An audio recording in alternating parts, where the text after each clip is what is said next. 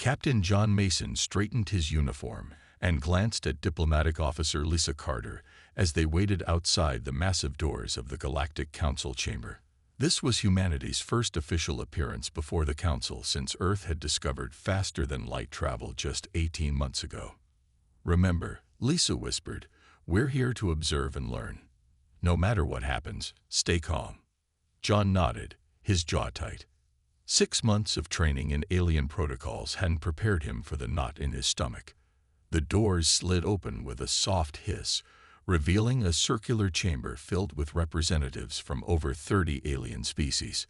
The council chamber was enormous, with a domed ceiling that displayed a real-time map of the galaxy. Curved rows of seats surrounded a central speaking platform.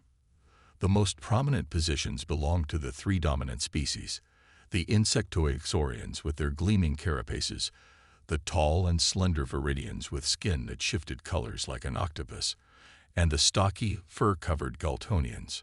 A Xorian official gestured the humans forward with 3 of its 6 limbs. Earth representatives approached the central platform. John and Lisa walked forward, feeling the stares of hundreds of alien eyes. Many council members were whispering to each other or tapping on data screens. The council leader, a Xorian named Grand Minister Xizzle, rose to full height. "We have reviewed the data on your species and planet.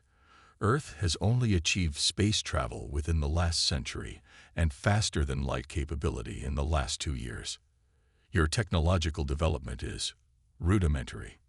Lisa stepped forward.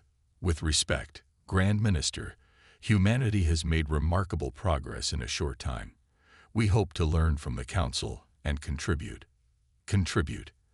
A Galtonian representative interrupted with a barking laugh. "Your species has barely mastered basic antimatter containment. What could you possibly contribute?" The chamber filled with chattering sounds that the translators couldn't keep up with. John recognized it as laughter. A Viridian counselor's skin rippled with purple patterns.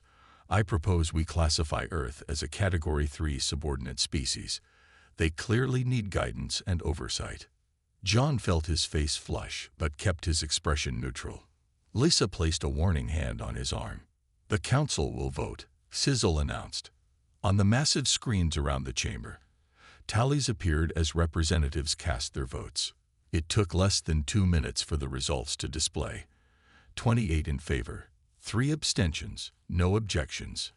"It is decided," Xizzle declared. "Earth is officially classified as a Class 3 subordinate species. You will be assigned Saurian oversight. Your mining resources, technological development, and military capabilities will fall under Council management. Your representatives will have observer status only, with no voting rights." John's hands curled into fists behind his back. He had anticipated skepticism, even condescension, but not this. Subordinate status was effectively making humans servants in the galactic community. "Grand Minister," Lisa said carefully, "may I ask on what basis this classification was made? Our records show no formal assessment of Earth's industrial capacity or scientific achievements." A Viridian counselor waved dismissively. "We've seen enough. Your ships use primitive fusion drives. Your communication systems rely on quantum entanglement rather than subspace technology. Your weapons are kinetic and nuclear rather than gravitonic. And your history," a Galtonian added, "shows constant warfare among your own kind. Clearly, you require supervision." Lisa nodded slowly. "I see. And this decision is final." "It is Council law," Xizzle confirmed. "A species may petition for reclassification after 50 galactic cycles, approximately 75 Earth years." John stepped forward. "We request 30 Earth days to prepare our planet for this transition, to explain the situation to our governments, and set up proper channels of communication." The Council members looked surprised at the easy acceptance. Xizzle's compound eyes studied the humans carefully. "Granted. An oversight delegation will arrive on Earth in 30 of your days." Lisa bowed slightly. "Thank you for your generosity." As they were escorted from the chamber, John leaned close to Lisa's ear. 75 years. Lisa's lips barely moved as she whispered back, "They have no idea what humans can do in 30 days." Their eyes met briefly, a silent understanding passing between them. On the shuttle back to their ship, John activated the secure communication channel to Earth. His message was brief. Operation Silent Thunder is now active. Time frame: 30 days. The United Nations Security Council chamber buzzed with tense voices as world leaders gathered in New York. On the main screen, Captain John Mason and Lisa Carter finished their report about the Galactic Council's decision. Subordinate status. The UN Secretary-General shook her head in disbelief. They didn't even properly assess our capabilities. General Frank Winters stood up, his weathered face grim. Their arrogance gives us an advantage. Operation Silent Thunder was designed for exactly this scenario. He tapped his tablet, and the room's screens changed to show detailed schematics of alien vessels. In the 6 months since first contact, we've been quietly studying their technology. The aliens think we're simple because we asked basic questions, but those questions were carefully chosen. Dr. Susan Wells, head of the Reverse Engineering Division, stepped forward. Her gray hair was pulled back in a tight bun, her eyes sharp behind simple glasses. The Xorians believe their shield technology is beyond our understanding, but we found a critical flaw. She displayed a simulation showing Saurian shield wavelengths. Their shields operate on a predictable frequency pattern. We've developed a device that can create a harmonic disruption, effectively making their shields useless against even our conventional weapons. Murmurs spread through the room as Dr. Wells continued. They think we're primitive because we still use nuclear power, but they don't realize we've been examining their energy systems during every diplomatic exchange. Alan Rogers from NASA stood next. The young engineer had dark circles under his eyes from working nonstop since the first alien contact. The Galactic Council uses standardized ship designs. We've identified structural weaknesses in every class of vessel in their fleet. He pointed to highlighted sections on the alien ship diagrams. Their engine cooling systems are exposed here and here. Their sensor arrays can be overloaded with a specific electromagnetic pulse. And most importantly, their ships aren't built for maneuvers in significant gravity wells. They've been in space so long they've forgotten how to fight near planets. The Russian president leaned forward. "Are you suggesting we go to war with the entire Galactic Council? That would be suicide." Lisa Carter shook her head. "No. We're suggesting we make going to war with us seem like suicide to them." "Precisely," agreed the British Prime Minister. "We don't need to win a war. We need to make them reconsider whether we deserve subordinate status." Captain Mason nodded. "The aliens expect us to be shocked, scared, and eventually accepting of our new role. Instead, we'll use these 30 days to prepare a demonstration of human ingenuity that will force them to reconsider." General Winters brought up a new display showing Earth's defense grid. "We've already begun installing the new shield disruptors on our orbital platforms.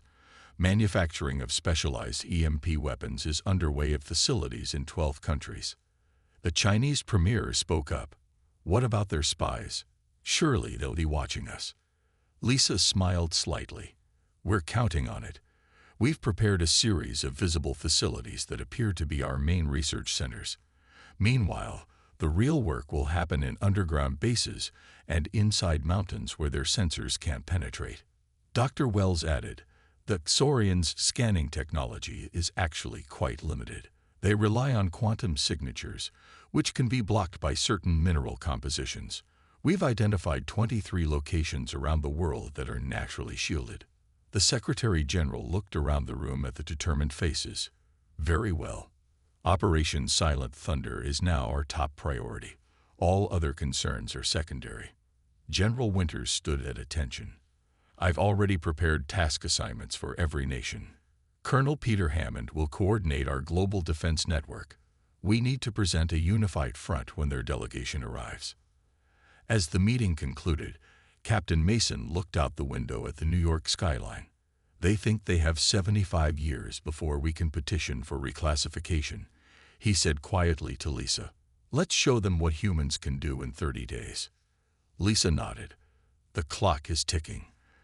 The Xorian Overseer will be here soon. The Xorian ship descended through Earth's atmosphere, its sleek purple hull gleaming in the morning sun. It landed with precise movements on the special platform built just for this occasion in Washington, D.C. A crowd of carefully selected humans waited, their faces showing appropriate awe and respect. Overseer Zixel stepped out first, his 6 limbs moving in perfect coordination. His exoskeleton shimmered with official markings of his high rank. Behind him came 4 other Xorians, each carrying devices that constantly scanned the surroundings. "Welcome to Earth," said Lisa Carter with a respectful bow. "We are honored by your presence." Zixel's translator converted his clicking sounds to English. "I am here to begin the integration process. Your species will benefit greatly from Xorian guidance." Lisa gestured to a woman in a crisp blue uniform. "This is Officer Natalie Rodriguez. She will be your liaison during your stay." Natalie stepped forward with a practiced smile. "I'll help you understand our world, Overseer. We've prepared tours of our major facilities and governments." Zixel's compound eyes studied her. "Good. I expect full cooperation. My team will need to assess your resources and technology level." "Of course," Natalie replied. "We've prepared everything as requested." Over the next week, Natalie led the Xorian delegation on a carefully planned tour. They visited power plants, factories, and research facilities, all of which had been specially prepared. The real advanced facilities remained hidden, their work continuing in secret. At a steel mill in Pittsburgh, Zixel watched workers operating machinery. "Inefficient," he noted. "Your production methods waste energy." Natalie nodded humbly. "We have much to learn from advanced species like yours." The Xorian seemed pleased by her response.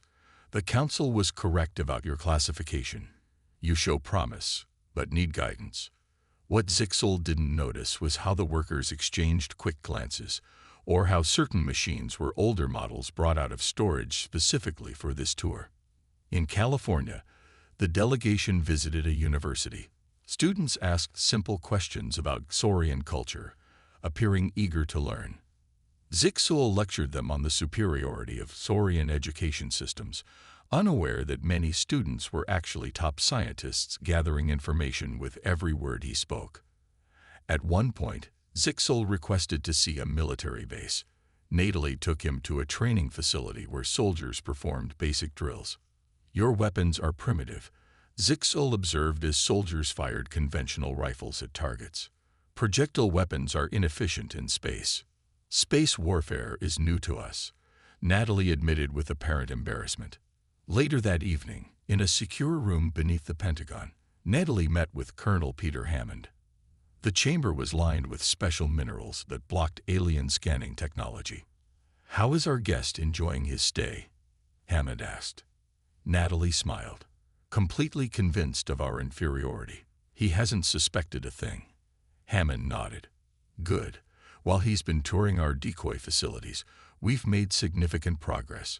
The shield disruptors are now installed on all major satellites. Production of the specialized EMP weapons is ahead of schedule." "What about the fleet?" Natalie asked. "The first 6 ships have been equipped with the new drive systems. We're retrofitting the others as quickly as possible." On day 12 of the Xorian visit, Zixel requested to see human recreation. Natalie took him to a basketball game. The Xorian watched with apparent amusement as players ran back and forth. "Such physical exertion for entertainment," he commented. "Inefficient use of energy." "Just a simple game," Natalie explained, not mentioning how the split-second decision-making, teamwork, and strategic thinking displayed on the court reflected skills that would soon be very relevant. That night, Zixel sent his report to the Galactic Council. Humans accepting their status appropriately. No signs of resistance. Integration proceeding as expected. In the mountain facility hidden deep in Wyoming, Dr. Howard Phillips watched his team install the final components of the shield disruptor prototype. "How soon can we test it?" he asked. 3 days," His assistant replied, just in time for the demonstration. 18 days remained until the end of Earth's preparation period. Greg Sullivan wiped sweat from his forehead as he supervised the mining operation on asteroid Series 9. His team of 12 miners had been extracting rare minerals for the past 6 months. The work was hard but rewarding. Earth needed these resources now more than ever. "Boss, we've got company," called Ellie from the communication station. "Viridian ship approaching. They're hailing us." Greg frowned. This was the first alien ship they'd seen since the Council's declaration. He moved to the comm screen and accepted the transmission. A Viridian appeared on screen, its skin shifting between blue and green patterns. "Human mining vessel. This is Captain Zrel of the Viridian Trade Authority. This asteroid has been claimed for Viridian mining operations. You will remove your equipment and personnel immediately." Greg kept his face neutral despite his anger. "Captain Zrel, we've been operating here for 6 months. Our claim is registered with Earth authorities." The Viridian's skin flashed red. "Earth authorities are no longer relevant. The Council has assigned this sector to Viridian mining interests. You have 4 hours to evacuate." The screen went dark. Greg looked at his team, who stared back with worried expressions. "What do we do?" asked Joe, the youngest miner. "Fight them." Greg shook his head. "Not directly. Remember the briefing about Operation Silent Thunder. Time to put it into action. Ellie, get me a secure line to Mars Command." 20 minutes later, Greg gathered his team. "Here's the plan. We're not leaving, and we're not fighting. We're going to solve this creatively." The Viridian ship moved into position above the asteroid, its mining equipment extending from its lower hull. Captain Zrel watched impatiently as the humans slowly moved around their equipment, apparently preparing to leave. "Pathetic creatures," Zrel muttered to his second-in-command. "So compliant." Suddenly, alarms blared across the Viridian bridge. "Captain, our engines are losing power," cried the engineer. "Impossible," Zrel snapped. "Run diagnostics." Below on the asteroid surface, Greg and his team worked quickly. They had carefully positioned their equipment to emit a specific electromagnetic frequency, one that Dr. Wells had discovered would interfere with Viridian power systems. "Status?" Greg asked through his helmet comm. "Their ship is dead in space," replied Ellie, monitoring from their base. "Their backup systems are trying to compensate, but they can't figure out what's happening." The comm system crackled. "Human mining vessel," came Zrel's voice, anger evident despite the translator. "What have you done to our ship?" Greg responded innocently. "Is something wrong, Captain? We're just preparing to leave as ordered. Our systems are failing." "If this is sabotage, how could we possibly sabotage your advanced ship?" Greg interrupted. "We're just simple miners with primitive technology. Perhaps there's a natural phenomenon in this area affecting your systems." There was a long pause. "We need assistance," Zrel finally said, his tone reluctant. "Our engines cannot restart." Greg pretended to consider this. "We could tow your ship back to Mars Station for repairs, as a gesture of goodwill between our species." More silence followed. Greg knew the Viridian captain was facing a difficult choice: accept help from inferior humans or remain stranded. "Very well," Zrel finally agreed. "We accept your assistance."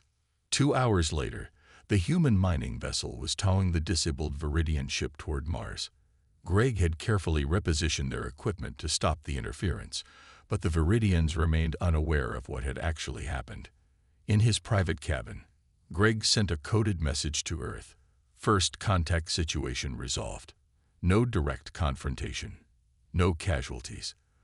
Viridians unaware of actual cause of their ship's failure, bringing them to Mars for repairs where they'll receive proper diplomatic welcome. The response came quickly. "Well done. Mars Command preparing special reception. Continue appearing helpful, but technologically limited. 10 more days until the demonstration." Greg smiled as he looked out his viewport at the sleek Viridian ship being towed by his primitive mining vessel. They would learn soon enough. Krev of the Galtonians moved silently through the crowded Seattle market. His fur was dyed brown to better blend with humans, and he wore loose clothing to hide his stocky alien frame. As Chief Intelligence Officer for the Galactic Council, he had come to Earth personally after reading reports about the asteroid incident with the Viridian ship. Something didn't add up. The humans were too compliant, too helpful. It made his instincts prickle with suspicion. Krev stopped at a fruit stand, pretending to examine apples while his hidden scanner swept the area. His attention fixed on a woman buying coffee across the street. She had visited 3 government buildings yesterday, according to his surveillance drones, a potential target for information. The woman, CIA agent Diane Wright, paid for her coffee and walked away, seemingly unaware of the alien's interest. Krev followed at a distance, his scanner recording her movements. Diane took a winding path through the city, occasionally stopping to window shop or check her phone. She eventually entered a tall office building. Krev waited 15 minutes, then followed. The building directory listed multiple technology companies. Krev's research indicated that one, Horizon Technologies, had connections to the human military. He rode the elevator to the 10th floor where Diane had gone. The receptionist smiled at him. "May I help you?" "I have appointment," Krev said, his translator making his voice sound almost human. "About job position." "Your name, sir?" "Kevin Brown." He had practiced this cover identity carefully. While the receptionist checked her computer, Krev's scanner mapped the office layout. There were unusual energy readings coming from behind a door marked Server Room. "I'm sorry, but we don't have any Kevin Brown scheduled today." Krev made an apologetic gesture. "Must be mistake. Perhaps tomorrow." He left the building but didn't go far. That night, he returned, bypassing security with technology far beyond Earth's capabilities. He made his way to the server room, certain he would find evidence of secret human activities.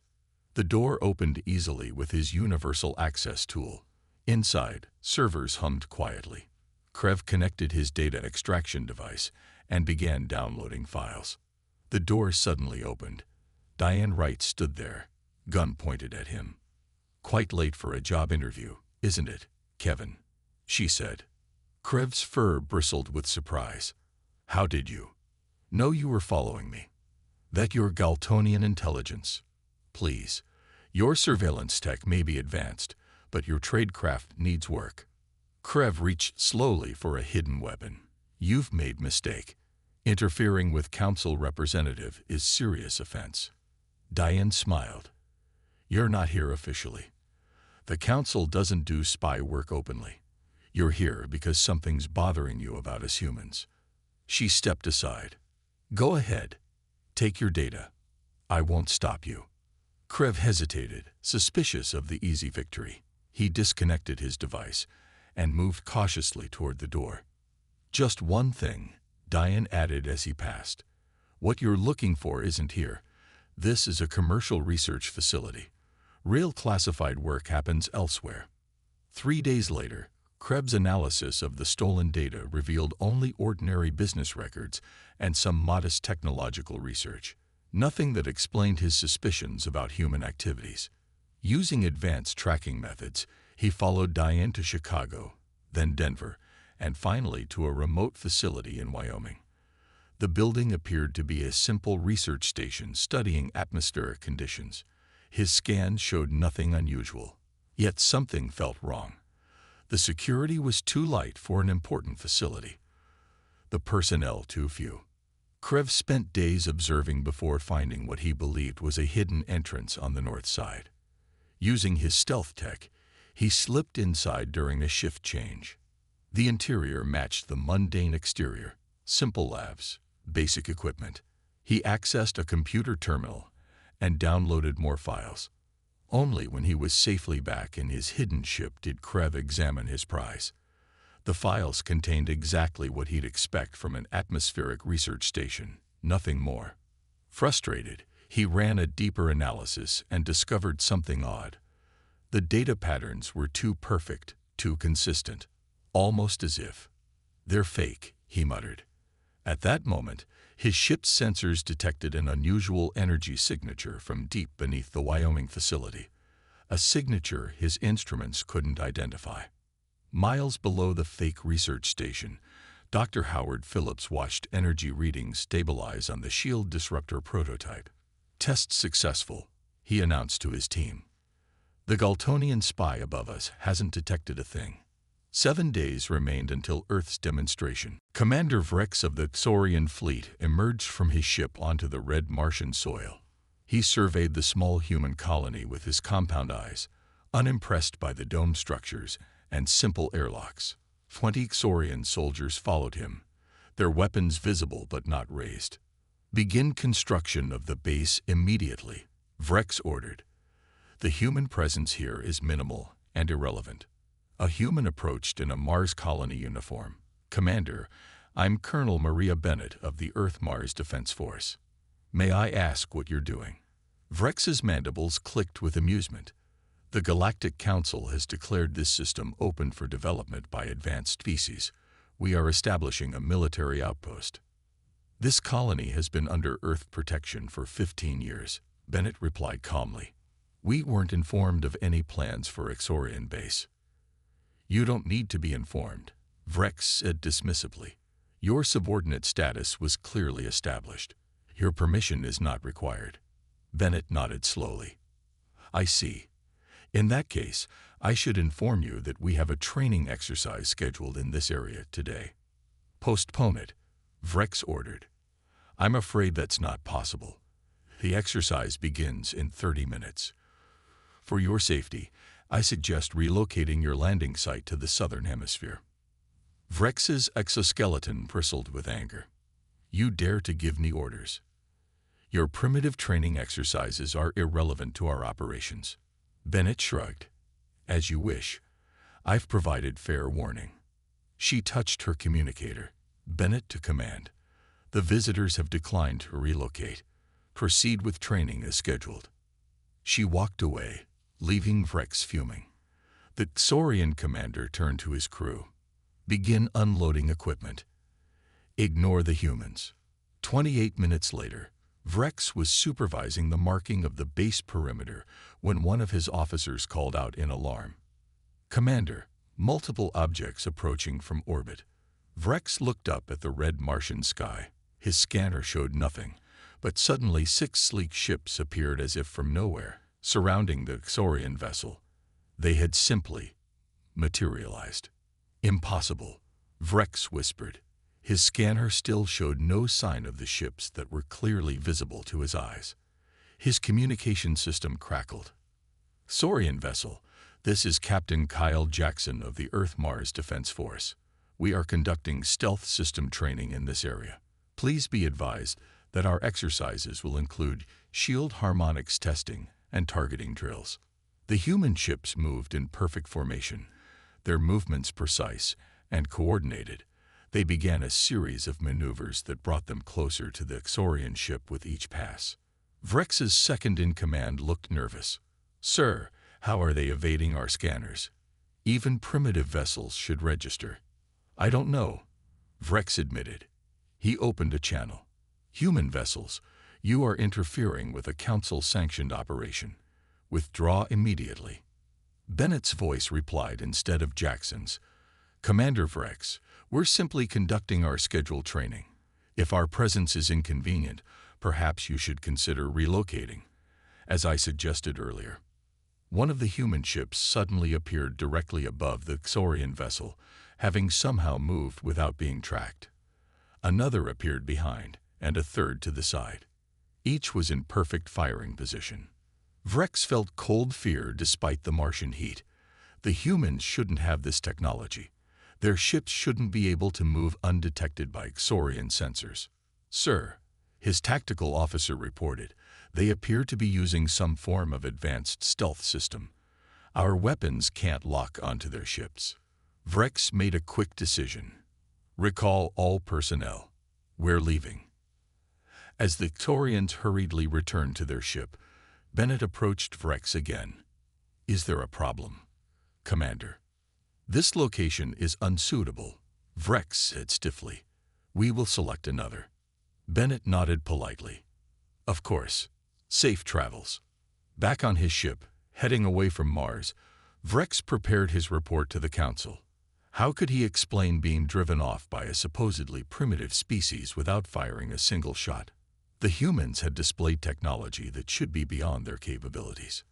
Set course for Galactic Council headquarters, he ordered. This matter requires immediate attention. On Mars, Bennett watched the Xorian ship depart. She contacted Earth. Phase 1 complete.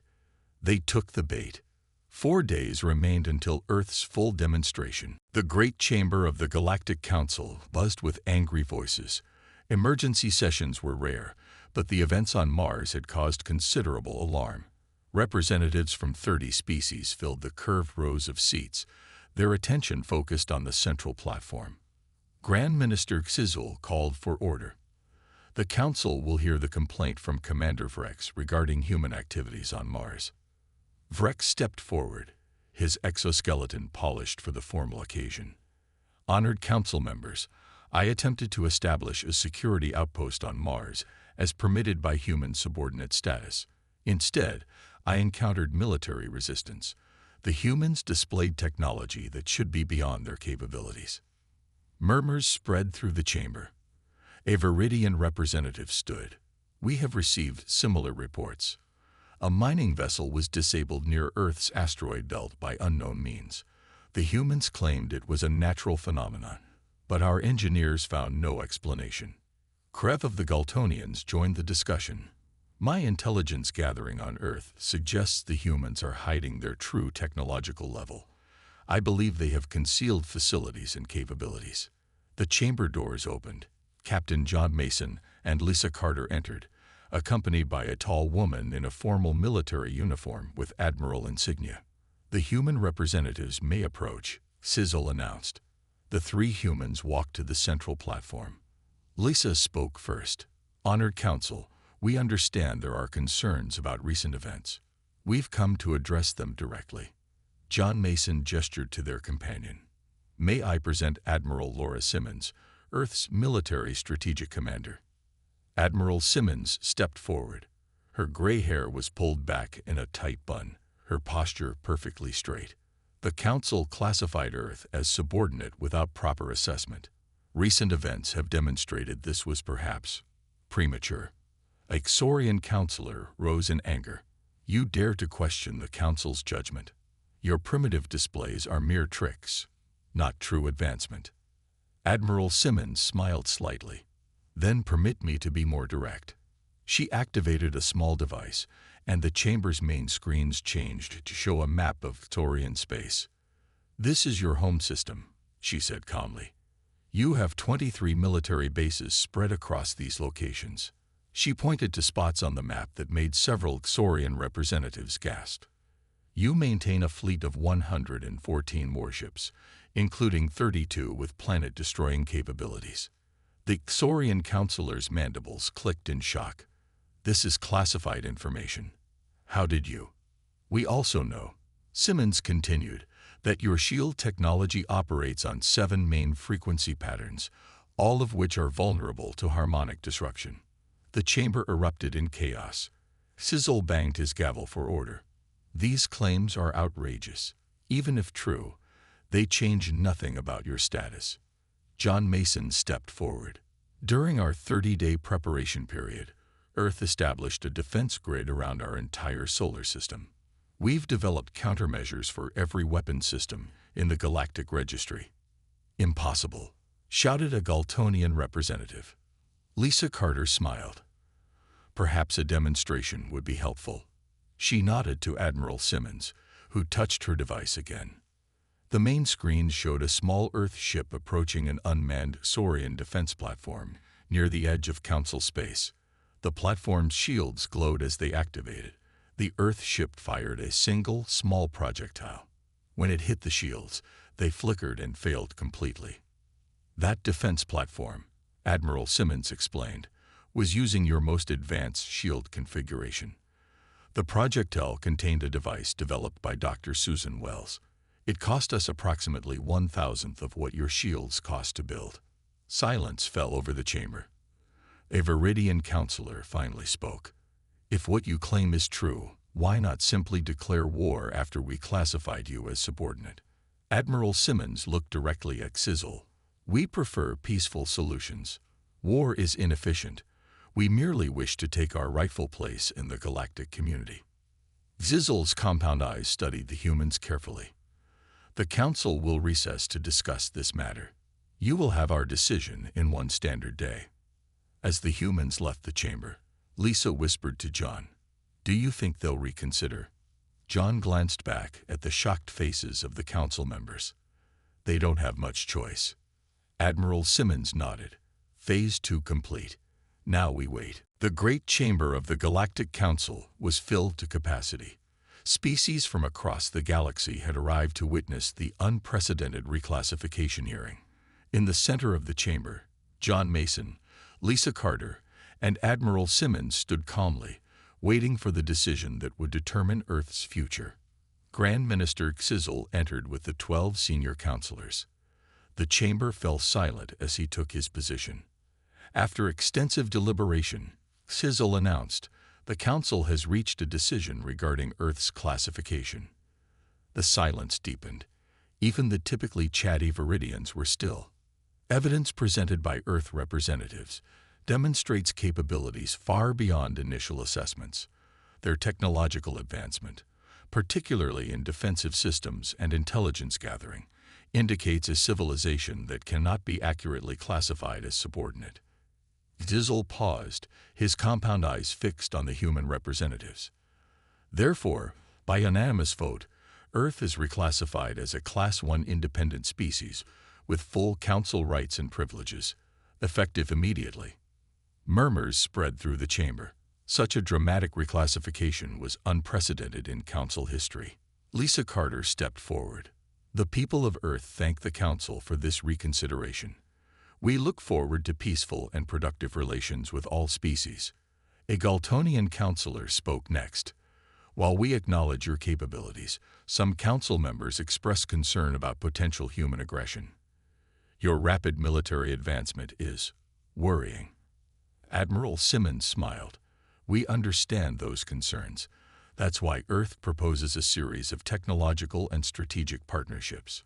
We believe cooperation benefits everyone more than conflict.